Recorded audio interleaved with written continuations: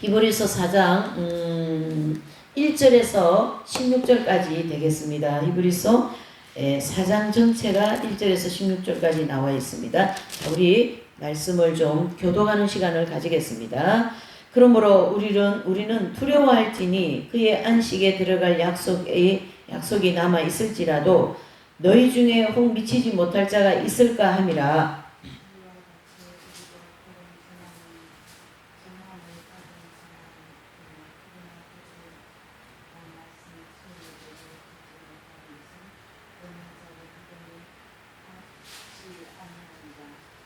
이미 믿는 우리들은 저 안식에 들어가는도다. 그 말씀하신 바와 같으니 내가 노하여 맹세한 바와 같이 저희가 내 안식에 들어오지 못하리라 하셨다 하였으나 세상을 창조할 때부터 그 일이 이루었느니라.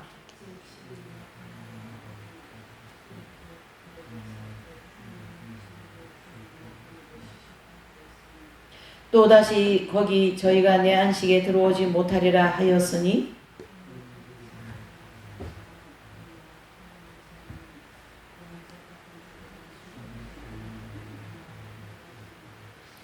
오랜 후에 다윗의 글에 다시 어느 날을 정하여 오늘날이라고 미리 이같이 일렀으되 오늘날 너희가 그의 음성을 듣거든 너희 마음을 강팍해 말라 하였나니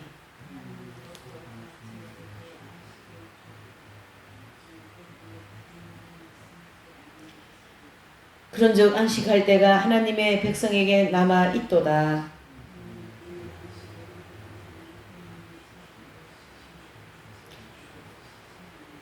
그러므로 우리가 저 안식에 들어가기를 힘쓸지니 이는 누구든지 순종치 아니하는 본에 빠지지 않게 하려 함이라.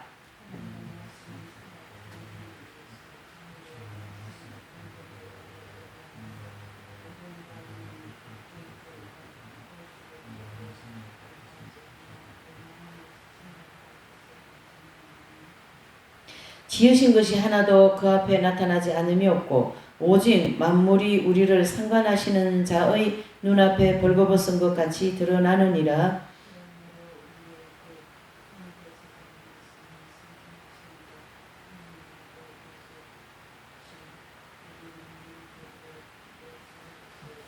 우리에게 있는 대제사장은 우리 연약함을 체휼하지 아니하는 자가 아니요 모든 일에 우리와 한결같이 시험을 받는 자로 돼 죄는 없으시니라. 그러므로 우리가 긍휼하심을 받고 때를 따라 돕는 은혜를 얻기 위하여 은혜의 보좌 앞에 담대히 나갈 것입니다. 아멘.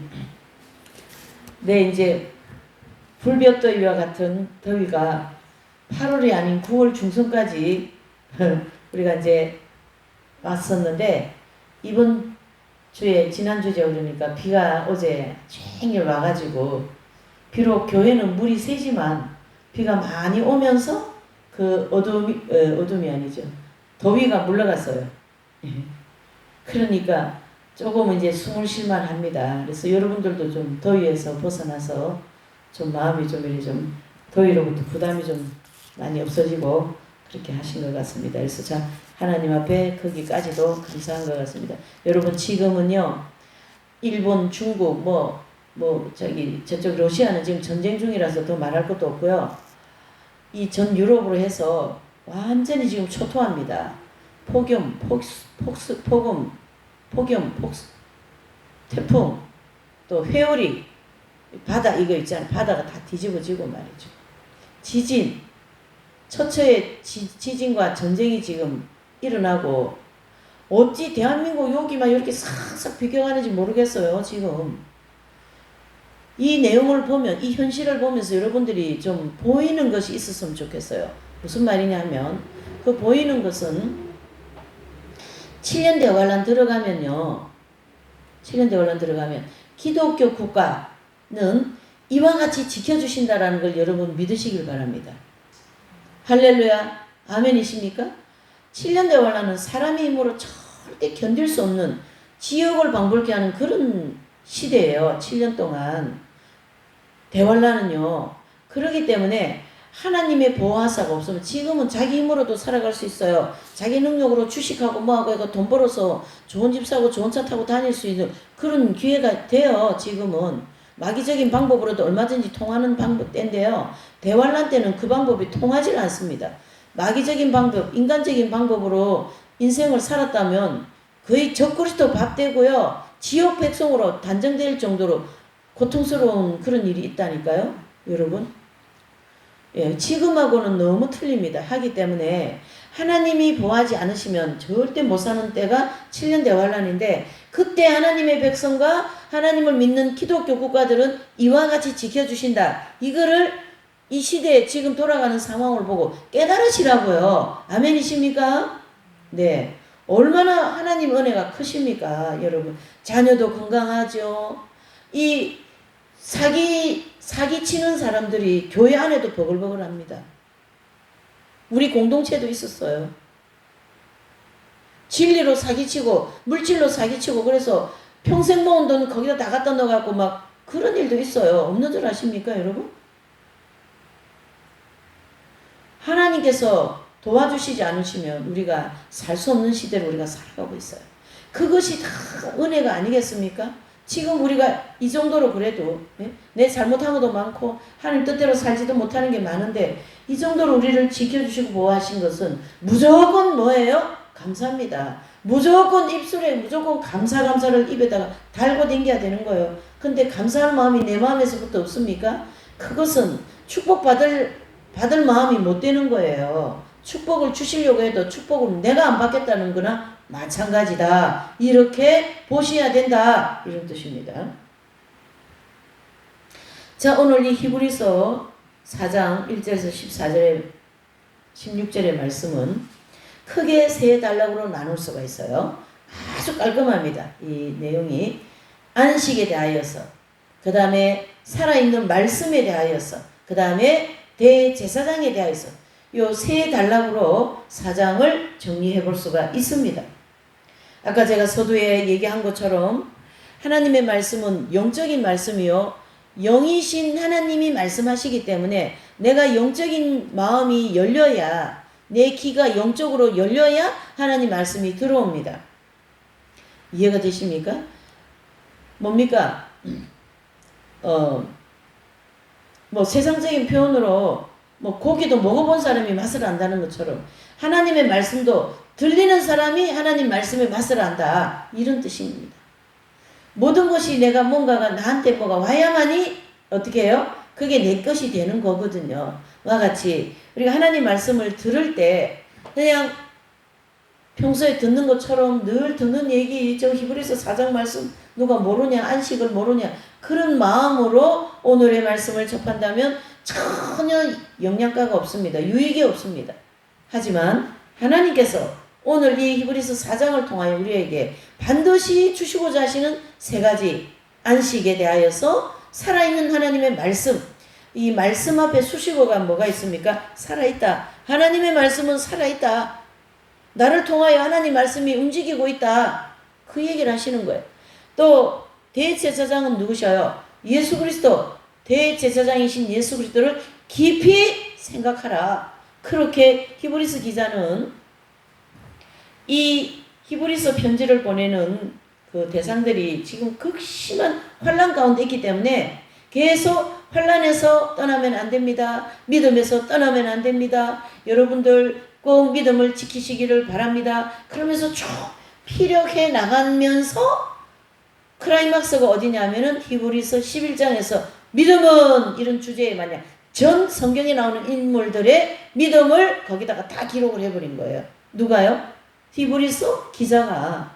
이렇게 성경을 우리가 볼 때 뭔가 맥을 가지고 성경을 읽으면요, 그 말씀이 막 나한테 막 무슨 어제 폭우 쏟아지듯이 막 폭포수같이 말씀이 떨어진다는 걸 여러분 체험을 하시길 바랍니다. 그래서 말씀 위에 튼튼하게 쓰셔서 이 말씀이 왜곡되어 가지고 말씀 가지고 온갖 장난치고 마귀가 말이죠, 이렇게 하는 거에 대해서 우리는 든든히 서 있어야 되는 거예요. 어떤 미혹이 와도 어떤 환란이 와도 어떤 어려움이 와도 말씀 위에 서서 그 말씀을 믿고 나아가는 그런 믿음의 사람이 되어라. 그렇게 하기 위해서 오늘 이 히브리서 4장 말씀을 주신 줄 믿습니다. 아멘. 예. 자, 그래서 오늘 이 주제 세 가지를 놓고 우리가 한번 좀 살펴보시겠어요. 첫 번째로는 안식에 대한 바른 의미를 우리에게 깨닫게 해주시려고 이 말씀을 주셨습니다. 안식. 오늘 이 4장 1절에 바로 안식이라 해서 말씀하고 있죠. 그러므로 우리는 두려워할지니 그의 안식에 들어갈 약속이 남아있을지라도 너희 중에 혹 미치지 못할 자가 있을까 함이라. 이 말씀은 뭐냐 하면 그 당대에 지금 이 편지를 받는 이제 대상들이 너무나도 환난이 심하고 막 예수님 믿으면요 막 이제 잡혀가가지고 뭐 합니까 고문당하고 막 그냥 인생 뭐 그냥 종을 치를 정도의 핍박이 있으니까 어떻습니까?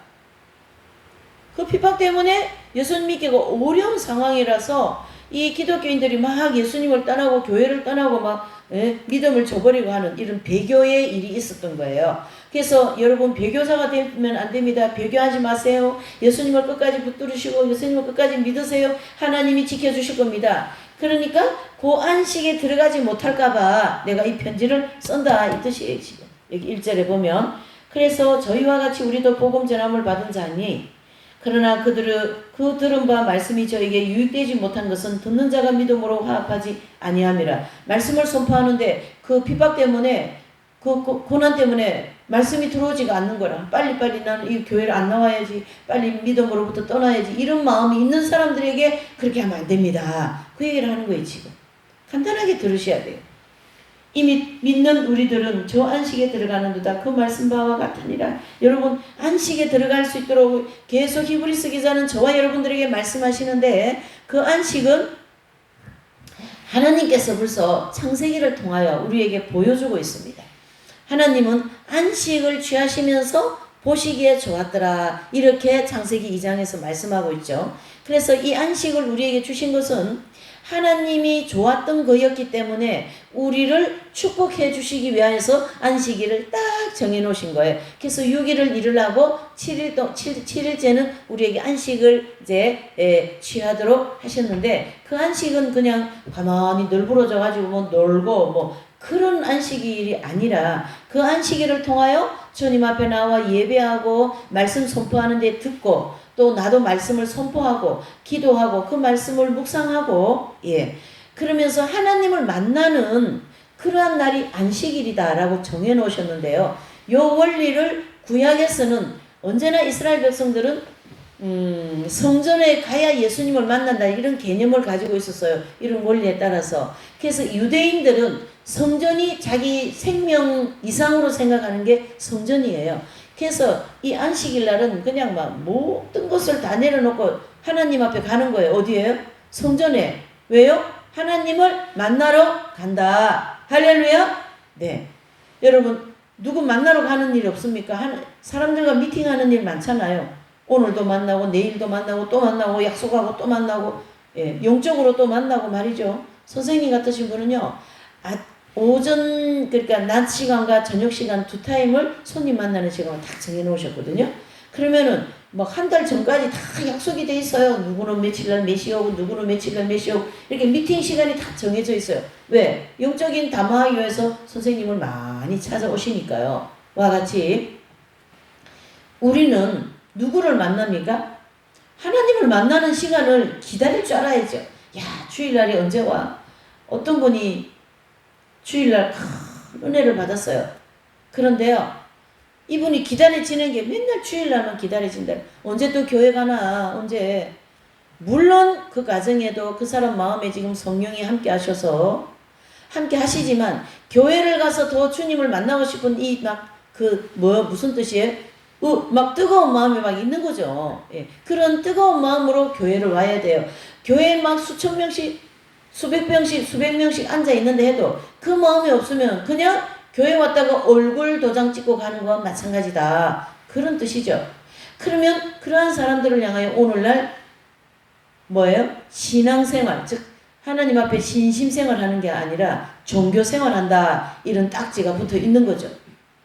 오늘 이 본문에서 말하는 이 안식의 의미는 하나님을 만나고 하나님 말씀을 통하여 내 인생이 다시금 새롭게 변화가 되고 말씀이 내 인생을 통하여 어떻게 해요? 막 살아 움직이고 내가 변화가 되고 그런 것을 의미하는 안식일이다. 그런 축복을 주기 위하여서 주시기 위한 안식일이다. 그 얘기를 하는 거죠.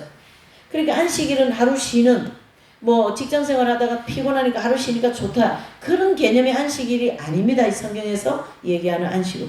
그래서 안식일날 주님 앞에 나와서 마음이 새롭게 되고 말이죠. 예, 그렇게 내 그 피폐한 인생이 또 돌이키는 역사도 일어나고 말이죠. 그래서 오늘 9절에 보니까 그런즉 안식할 때가 하나님의 백성에게 남아있다 그랬어요.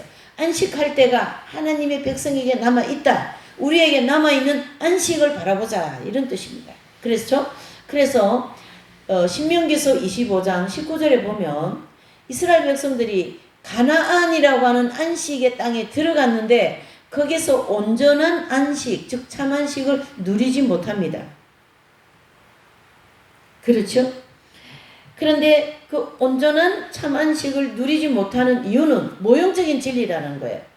그러면은 참안식은 어디에서요? 오직 예수 그리스도를 통하여 복음을 믿음으로 하나님 안에서 영적인 안식과 이 우리가 육신의 안식을 누린다. 이런 개념으로 안식에 대한 그 바른 견해를 가지고 있어야 됩니다. 이해되시죠? 그래서 우리는 앞으로 들어가야 할 천국에 대한 안식이 있고 또 이 땅에서 우리가 여러 가지 상황, 이 인생 살아가는데 참 어려움이 많지 않습니까? 그러한 어려움을 함께 우리가 가면서 일곱째 날은 안식을 누리는 거예요. 그래서 교회 와서 예배 드릴 때 마음의 평안을 누리고 주님이 함께 하심을 느끼고 성령께서 나의 마음을 위로해 주시고 또 잘못 생각한 것도 바로 잡아 주시고 이런 모든 것을 하기 위한 안식일을 하나님이 이 땅에 몸을 입고 살면서 그런 거를 축복을 하시기 위해서 안식일을 주셨다. 그런 뜻이 되는 거죠. 그러한 영적인 의미의 이 땅의 안식일을 누리지 못하기 때문에 우리가 10년, 20년, 50년 동안 주일 예배를 드려도 변화가 제대로 일어나지 않습니다. 왜요? 그냥 왔다 갔다 하니까요. 예. 그냥 왔다 갔다 하니까. 그거에 도장 찍는 내지는 종교 생활하는 안식일이기 때문에 그런 평안과 축복을 누리지를 못하는 거예요, 여러분. 이 말씀은 우리 모두가 함께 지금 들어야 될 말씀이라고 저는 생각합니다. 안식일에 대한 바른 개념을 우리가 정돈을 해야 됩니다. 나는 주일 성수를 했다니까 나는 주일날 한 번도 안 빠지고 교회 나가서 그렇게 그수로 끝난다면 그렇게 주일 한 번도 빠지지 않고 교회 나가서 예배 드린 거에 대한 그 때문에 오히려 어떻게 해요? 교만만 늘겠죠. 그에 따른 자기 영적인 소유만 늘겠죠. 그래서 여러분 잘 들으셔야 돼요. 부자 청년이 예수님께 찾아오지 않습니까? 그래 예수님께 어떻게 하면 영생을 얻을 수 있습니까? 그랬어요. 그러니까 이 부자 청년은 안식일을 한 번도 안 빠졌어요. 그리고 율법을 다 지켰어요. 그런데 신심생활을 못했어요. 지금 제가 계속 얘기하는 그 하나님과의 만나는 시간, 그렇죠? 그런 어떤 행위적인 종교적인 생활을 했기 때문에 신앙생활을 했기 때문에 예수님을 알아보지 못하고 예수님의 그 보화와 같은 말씀을 듣고는 재물 때문에 돌아가서 하나님께서 더 큰 축복을 주고자 하는 그 제자되는 축복을 못 받는 그런 장면을 우리가 그 부자 청년을 통하여 볼 수가 있습니다. 깊이 생각하셔야 될 문제입니다. 이 문제는 그냥 지나가야 될 문제가 아니다. 나는 주일 성수를 했기 때문에 나는 안 했기 때문에 그게 대한 의의와 죄의식을 가지는 그런 개념이 아닙니다. 지금 여기서 얘기하는 거는 이 본문에서 얘기하는 이 안식은 주님과 만나는 그 주님과의 만나서 내 육적인 거, 인간적인 거 그런 모든 것이 계속 씻겨져 나가고 닦아져 나가고 또 돌이켜서 나의 삐뚤어진 인격들이 바로잡아 나가면서 이건 열매 되기 위한 주시기 위한 이 땅의 안식이지. 안식일을 지킨 거에만 불과한 거는 그거는 뭐예요? 학교도 맨날 가잖아요. 애들도. 애들 아침밥 먹으면 열심히 학교 가죠. 제가 경건이한테 그래요. 학교는 또 학교 가는 시간 되면 다 잘 가는데 교회 오는 시간 되면 또 안 오는 거야 애들이. 왜 그래요? 영적인 게 터치가 안 됐기 때문에. 원리가 그렇다. 그런 뜻이 되는 거죠. 여러분.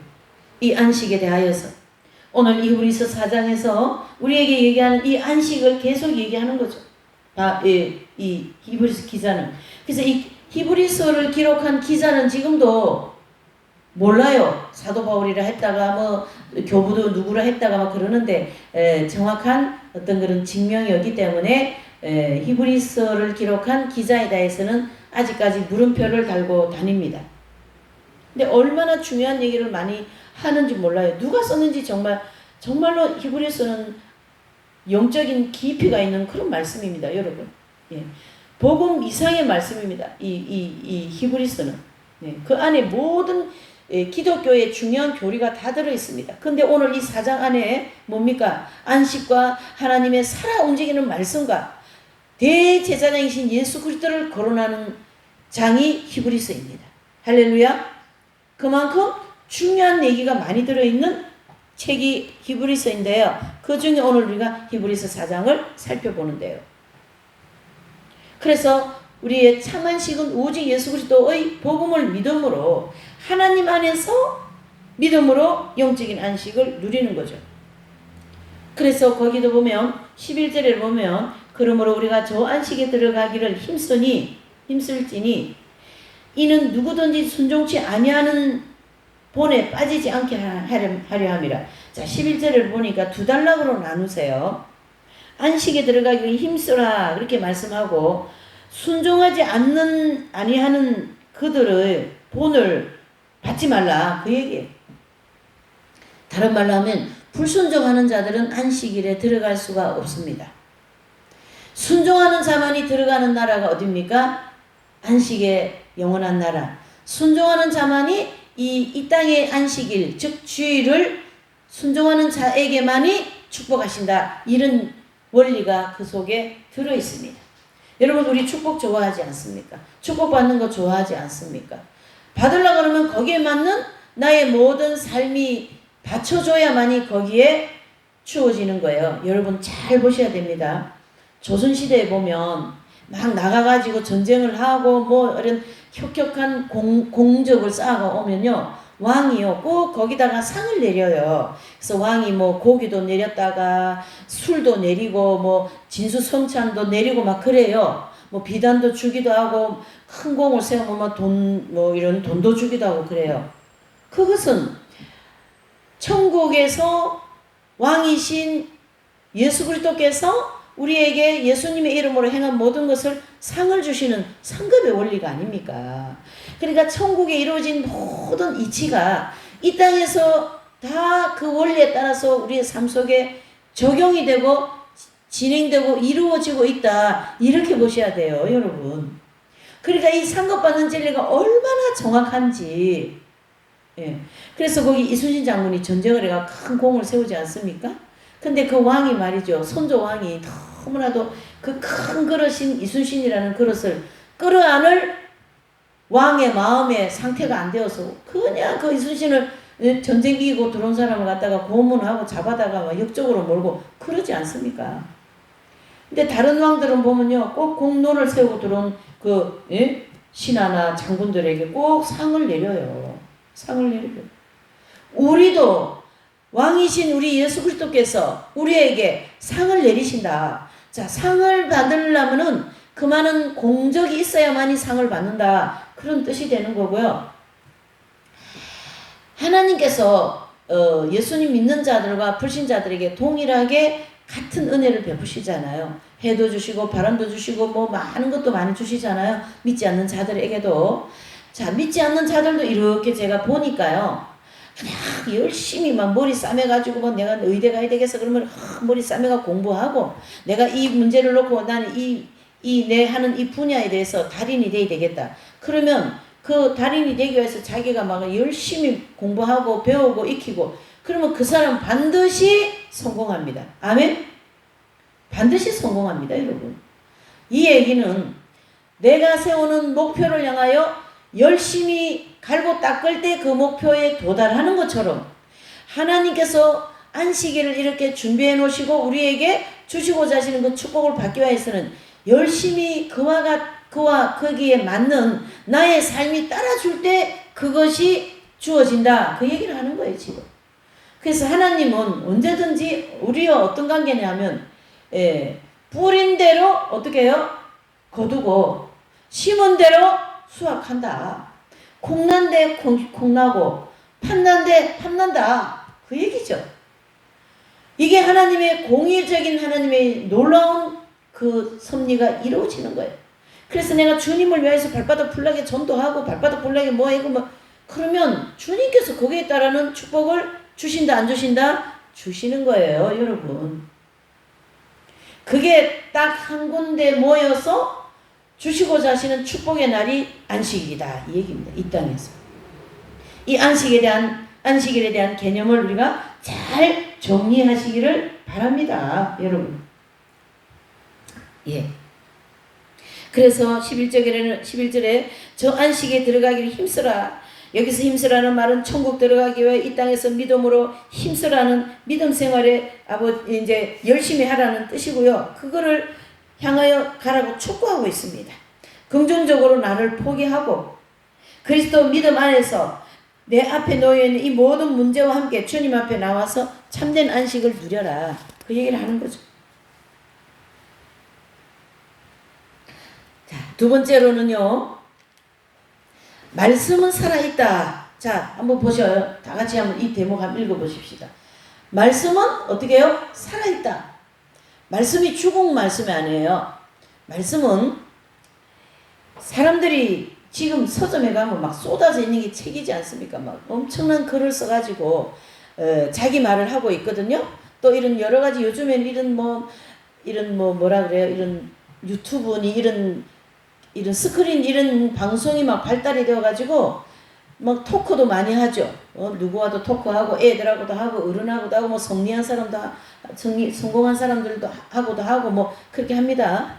그런 말씀, 뭐 그런 책 엄청 많죠. 사람이 쓴 글은 아무리 좋은 글이라 할지라도 시대에 따라서 그 평가는 달라지게 되어 있어요. 그래서 그 사람이 말하는 말 내지는 말씀은 완전하지가 않습니다. 제한적인 인간의 정신에서 나온 그 소산인 인간의 그런 정신과 사조의 변천에 따라서 무가치하기도 하고 가치가 있기도 합니다. 이게 기복이 심하다 그런 뜻이 되는 거죠. 그러나 하나님의 말씀은 잘 들으셔야 돼요. 과거, 현재, 미래 그 어느 누구에게나 동일한 진리다.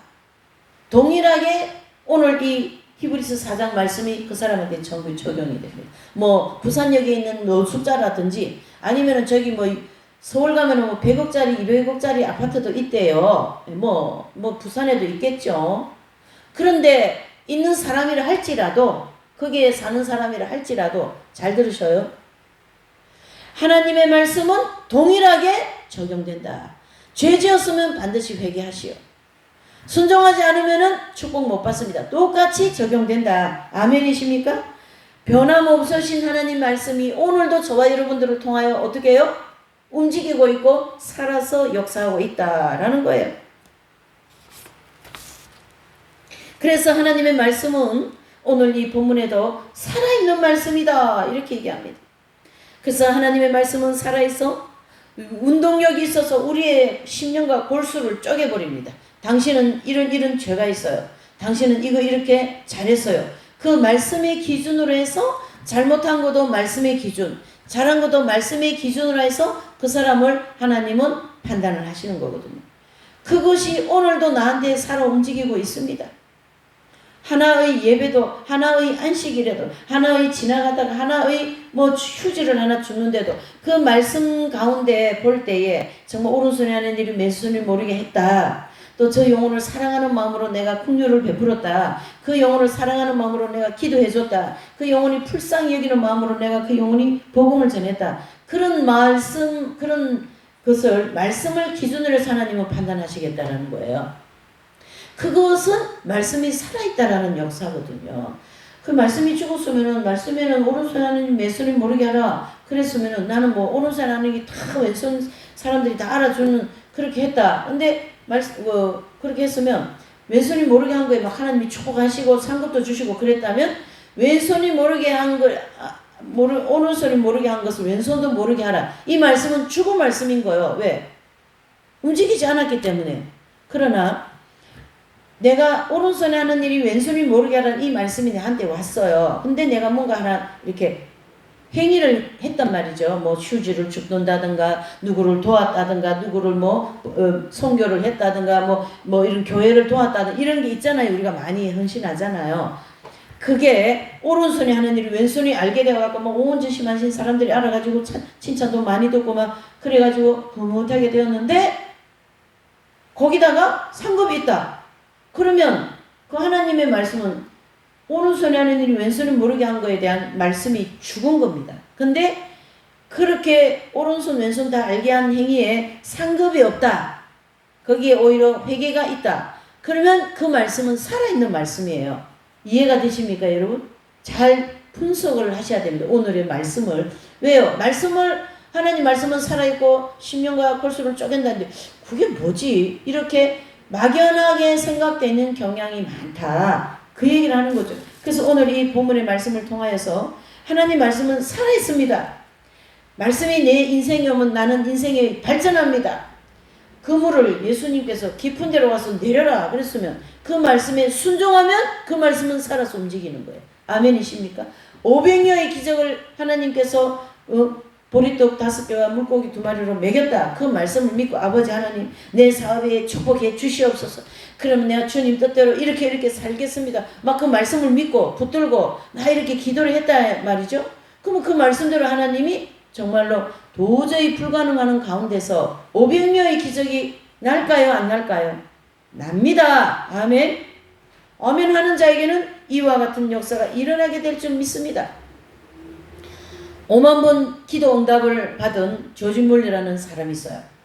이 사람은 고아원을 운영하면서 그 많은 아이들을 먹이고 입히고 그 시절에 먹을 것이 없는 그 가난한 시절에 얼마나 힘들었겠어요. 그러니까 오늘 아침에도 먹을 게 없어가지고 아이들을 아침밥을 굶기게 되었죠. 그래서 이 뮬러 이분은 책상 앞에 가서 주여 오늘 아침을 먹일 아이들의 빵이 없습니다. 이 아이들 먹을 빵을 보내주시라고 그렇게 기도를 하는데 대문 앞에서 띵동하고 배를 눌리지 않습니까? 그래서 나가보니까 빵을 한 트럭 싣고 온 거예요. 알고 보니까 그 빵 공장에 불이 나가지고 그 빵을 상품으로 나갈 수가 없는 거죠. 먹을 수는 있는 거니까. 그래서 이 하나님께서 이 조지 뮬러의 기도를 받으시고 응답으로 그 빵을 그 고아원에 보내준 거예요. 그 빵이 다른 데로 갈 수도 있어요. 여러분. 이러한 하나님의 역사를 믿는 자에게는 일어나게 될 줄 믿습니다. 아멘. 안 믿는 자에게는요. 안 믿는데 누가 주겠어요. 당신 내 말 안 믿는데 내가 당신 왜 도와줘요? 이렇게 되는 거랑 마찬가지다. 그런 뜻이 되는 거죠. 하나님의 말씀은 시편 19장 1절에 보면 시편 19장 7절 8절에 보면요. 다 같이 우리 한번 읽어보십시다. 여기 PPT에 나와 있는 이 말씀 시작. 여호와의 율법은 완전하여 영혼을 소송케 하고 여호와의 증거는 확실하여 우둔한 자로 지혜롭게 하며 여호와의 교훈은 정직하여 마음을 기쁘게 하고 여호와의 계명은 순결하여 눈을 밝게 한다. 이렇게 했어요. 이대로 이 말씀을 가지고 와서 믿는 자에게는 이루어질까요? 안 이루어질까요? 이루어지는 줄 믿습니다. 아버지 말씀에 내 영혼을 소송시켜 주신다 하셨죠. 주여 저는 그걸 믿습니다 하고 기도하는 자에게 그 영혼이 소송되어서 하나님의 말씀이 막 꿀송이 같이 느껴지는 거예요. 그래서 이 체험을 다윗이 여호와의 말씀은 꿀과 같도다 그랬습니다. 막 들었는데 막 다르는 거예요. 막 달달해. 말씀이 너무 좋아요. 저는 이긴 자들의 진리가 너무 좋아요. 너무 좋아요. 그러니까 제가 증거하는 자로서 이긴 자들에 대한 진리만 증거하면 제가 기분이 좋다니까요. 모든 염려 걱정이 다 사라져가지고 마음이 편안해지는 거예요. 할렐루야. 그 말씀이 제 영혼을 막 소송시키고 그 이긴 자의 진리, 이긴 자들이 받는 그 영적인 폭포수 같은 그 놀라운 생명의 역사, 로마서 8장 이런 말씀들, 오늘 이 말씀 이런 말씀들이 막 기분이 좋은 거예요. 이 말씀이 영혼을 소송한다. 얼마나 맑은 말씀입니까, 여러분? 내 영혼은 막 세상 염려 걱정이 막 피폐되어 있고 걱정으로 막 오늘 하루 벌어서 먹고 살아야 되고 또 막 빚도 많으니까 빚도 갚아야 되고 안 되는 사업도 하려고 하니까 얼마나 그 마음들이 복잡하겠어요. 그런데 하나님의 말씀이 내 마음에 딱 들어와가지고 내 영혼을 막 소송시켜 버리네. 아, 모든 염려를 다 주님께 맡기고 주님이 원하시는 길로 가야 되겠다. 주님이 원하시는 그 뜻을 따라야 되겠다. 그럴 때 나의 이 모든 현실적인 문제가 해결된다. 그게 말씀이 사람 움직이는 거예요. 할렐루야. 그래서 여호와의 증거는 확실하기 때문에 우둔한 사람, 이 영적인 우둔하고 말씀 들어도 깨달지도 못하고 무슨 소린가 하고 말이죠. 맨날 말씀이 귀에서 와가지고 여기도 입구에 와서 그냥 팅글려 나가버리는 거예요. 들어와야지. 말씀이 들어와야지. 안 그렇습니까? 이긴 자들은 이렇게 살았습니다. 조지 몰려 같은 사람은 이렇게 살았습니다. 응? 그 로사 성녀 같은 분은요, 얼굴이 너무나 이쁘게 생겼어요. 그래서 그 로사라는 이름의 뜻은 장미라는 뜻인 거예요. 근데요, 그 장미라는 뜻을 가지고 그 로사가 너무 얼굴 이뻐가지고 있는데 어릴 때부터 신심이 깊었어요. 그러는데 이 로사 성녀가 오빠가 말이지, 너 말이지 얼굴이 그리 이쁘면 교만해지기 쉬웠다. 그렇게 얘기하지 않습니까? 그럴 때 이 로사 성녀는 저기 주방에 가가지고 인도 오리지널 후춧가루를 얼굴에 막 발라가지고 얼굴이 험하게 안 이쁘게 만들어버린 거예요. 흉터 생기게. 하나님께서 거기에 말씀을 역사하신 거예요. 말씀으로. 이 미모 때문에 자기 교만에 빠지지 않게 하기 위한 그의 행위를 주님이 정말로 얼마나 크게 보셨어요. 그래서 성녀가 되지 않습니까? 여러분. 기준을 정확하게 두십시오. 목표를 정확하게 두십시오. 거기에 하나님의 말씀이 역사를 합니다. 하나님의 말씀의 이 교훈은 정직합니다. 우리 마음을 기쁘게 합니다. 여호와의 계명은 순결합니다. 우리의 이 세상적으로 눈이 막 이렇게 온갖 생각으로 막 복잡다양한 이 생각과 마음을 순결하게 해줍니다. 그래서 순결한 은총을 주시라고 기도하셔야 돼요, 여러분. 내 영혼이 순결하면 내가 얼마나 기분이 좋겠어요. 너무 안타깝습니다. 너무 안타깝습니다. 하나님은 이 엄청난 은혜를 우리를 주시려고 준비를 하십니다. 내가 안 되어서 그걸 못 받고 있으니 얼마나 속 터지는 일입니까? 정말로. 아니, 안 그렇습니까, 여러분? 이러한 하나님의 놀라운 능력의 말씀이 과거, 현재, 미래 이 모든 말씀이 함께 역사가 이루어지게 될 줄 믿습니다. 여러분. 예.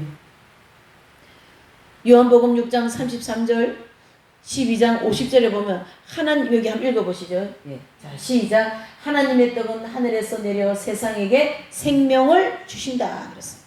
하나님의 떡, 이 떡은 바로 예수 그리스도를 가르치게 하고 예수님의 몸을 가르치게 하죠. 예수님의 몸이 직접 이 땅에 오셔서 저와 여러분들에게 생명을 주고 계시지 않습니까? 또 12장 50절에는 나는 시작. 나는 그 명령은 영생인 줄 아노라. 그러므로 나에 이르는 것은 내 아버지께서 내게 말씀하신 그대로 어떻게 해요? 이르노라.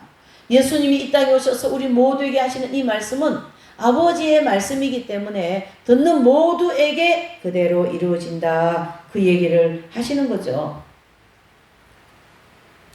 예. 뭐 하나님의 말씀은 우리의 마음을 찔러 쪼갠다라는 마음에 있는 모든 죄를 다 드러내고 말이죠. 그 마음에 있는 선한 생각을 다 드러내어서 칭찬과 벌을 주시는 그 기준이 바로 말씀이다. 그럼 그 말씀이 죽어 있는 것 같아요? 살아있는 것 같아요? 살아있는 말씀이에요, 여러분. 말씀을 많이 듣고 많이 읽으셔야 돼요. 말씀을 많이 읽을 때 내가 나도 모르게 내 영혼이 막 소송하는 것 같이 맑아지는 걸 느끼게 될 줄 믿습니다. 많이 들으시기를 바랍니다.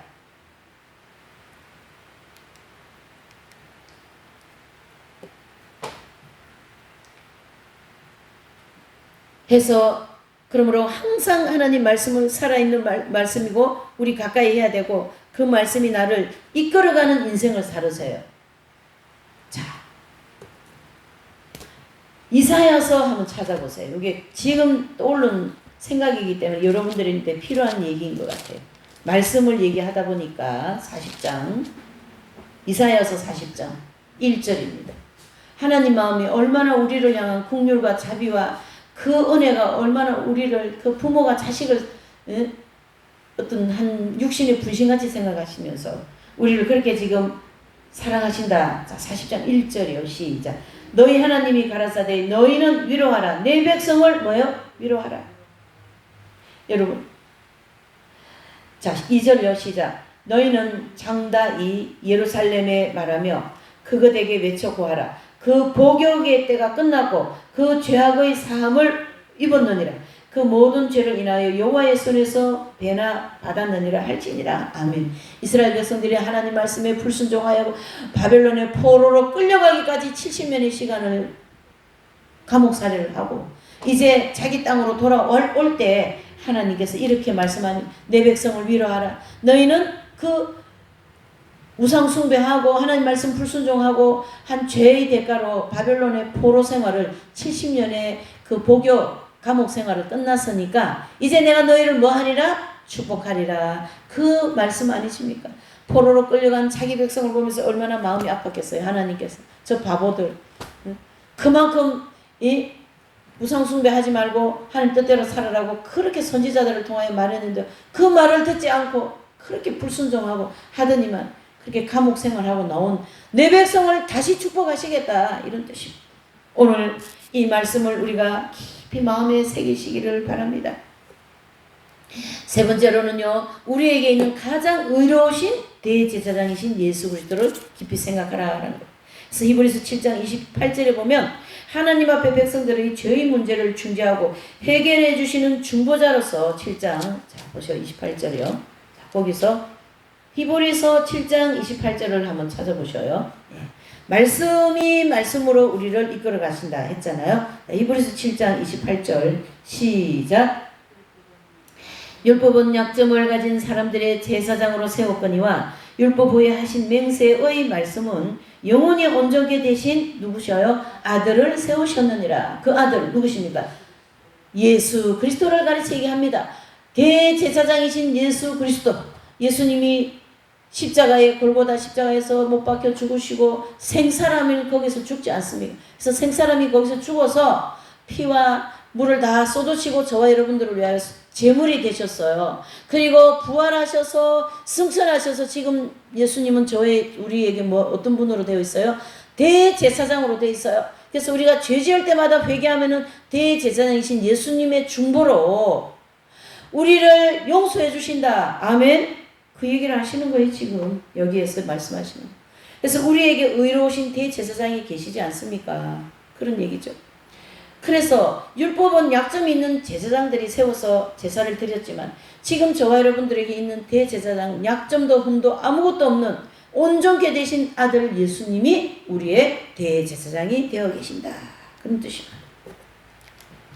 디모데후서 3장 16절 17절 시작. 모든 성경은 하나님의 감동으로 된 것이니 교훈과 책망과 바르게 함과 위로 교육함에 유익하니 이는 하나님의 사람으로 온전케 하며 모든 선한 일을 행하게 온전케 하려 함이라. 그렇게 하나님이 말씀하시고요. 로마서 5장 9절 11절 10절이요. 시작. 그러면 이제 우리가 그 피로 인하여 의롭다 하심을 얻은 적 더욱으로 말미암아 진노하심에서 뭐한다요? 구원을 얻을 것이니 요 밑에 절요. 10절입니다. 시작. 곧 우리가 원수 되었을 때에 그 아들의 죽음으로써 말미암아 하나님으로 더불어 화목되었은즉 화목된 자로서 더욱 그의 살으심을 인하여 구원을 얻을 것입니다.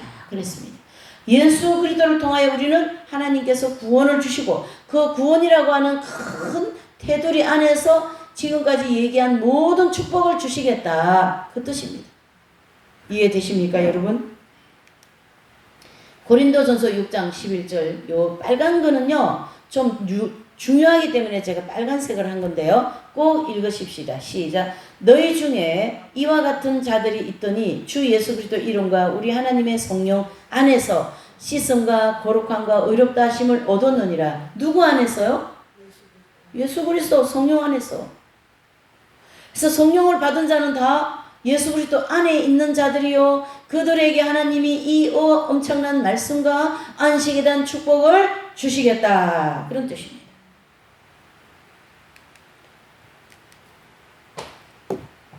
우리에게 대제사장이신 예수님으로 말미암아 이 가장 중요한 역할 4장 16절입니다. 시작. 그러므로 우리가 긍휼하심을 받고 때를 따라 돕는 은혜를 얻기 위하여 은혜의 보좌 앞에 담대히 나갈지니라. 아멘. 자, 은혜의 보좌라면요, 하나님의 성전에 가면은 이 성소와 지성소의 중간에 휘장이 있습니다. 그 휘장은 장정이 4명이 붙어서 들어도 엄청나게 무거울 정도로 큰 휘장이거든요. 그 휘장이 예수님이 십자가에서 운명하시면서 그 휘장이 쫙 찢어져 버립니다. 그리고 하나님의 모든 백성들은 휘장의 커튼을 그들 일이 없이 그냥 바로 직진해서 들어가면 된다. 직진해서 하나님 보좌 앞에 들어가셔서 담대히 하나님께서 주시고자 하시는 은혜를 받을 수 있다. 그 얘기입니다. 돈 주고요? 돈 받고 받는 거예요? 돈 안 받고 받는 거예요? 돈 안 받고, 하나님 앞에 돈 안 받고, 돈 안 내고 이 은혜 준다. 내가 너희에게 공짜로 주겠다. 그래서 하나님의 은혜는 무엇이다요? 선물! 네, 선물이다. 여러분들은 다 이 엄청난 선물을 받은 분들로서 하나님께서 우리에게 주시고자 하신 이 놀라운 안식에 대한 축복과 말씀에 대한 살아있는 그 역사와 또 대제사장이신 예수님이 저와 여러분들 이 교회를 위하여 누구 모두를 위하여 여러분들 자녀를 위하여 지금 중보의 기도와 중보의 역사를 하고 계신다라는 걸 믿으시고 하나님의 그 보좌 앞에 담대히 나가시는 저와 여러분들이 다 되시기를 예수님 이름으로 축복하며 기원을 드립니다. 자, 제가 이제 또 아까 서두에 얘기한 것처럼 교회 광고를 계속 하고 있어요. 물이 새기 때문에 계속 있기가 좀 쉽지 않겠다 그런 생각을 합니다. 그래서 비가 안 오면 괜찮은데요. 비가 많이 와버리니까 물이 3군데나 새고 또 교회를 이제 이전할 때가 된 것 같습니다. 제가 마음이 자꾸 이렇게 좀 생각이 되고 하는 거 볼 때 그래서 성전 이전의 이 기도 제목을 하나님이 준비해놓은 장소로 우리를 이끌어 주시고 또 거기에 따르는 독지가도 보내어 주시고 일꾼도 행정가도 또 저와 여러분들이 기도로 헌신으로 이렇게 이 성전 이전에 하나의 씨앗이 되시면 굉장히 축복입니다. 이해되시죠? 그 씨앗은 일을 시작할 때 씨를 먼저 뿌리지 않습니까? 그래서 그것을 씨앗이다 이 얘기해요. 그래서 성전 이전하는데 씨앗 기도, 씨앗 헌금, 씨앗 헌신 이런 것들을 여러분들이 이제 잘 이렇게 헌신하시면 하나님께서 거기에 따르는 더 크나큰 은혜와 지혜와 영혼에 소성하는 또 모든 문제가 해결되는 그런 역사가 일어나게 될 줄 믿습니다.